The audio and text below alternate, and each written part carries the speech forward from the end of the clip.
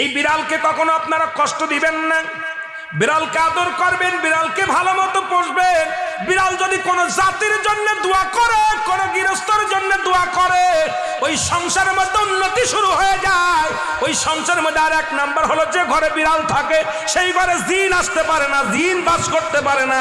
আর একটা ঘোষণা শুনেন, নবীজি বলে গেছেন, যে ঘরের মধ্যে বিড়াল ছানা বাস করে ওই ঘরের মধ্যে জিন জাতি প্রবেশ করতে পারে না। তাহলে ছোট ছোট মাসুম বাচ্চাগুলো যে ঘরের মধ্যে থাকে, মুসলমান অনেক সময় জিনের আশ্রয় পড়ে যায়, অনেক সময় জিনে আসর করে, ওই ঘরের মধ্যে জিনে আসর করে।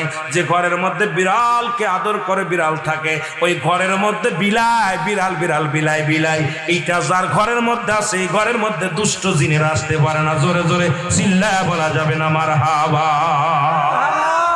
একবার নবী সুলাইমান আলাইহিস সালাম শুনতে পাইলেন পাশের বাড়িতে একটা কুকুরকে কষ্ট দিয়ে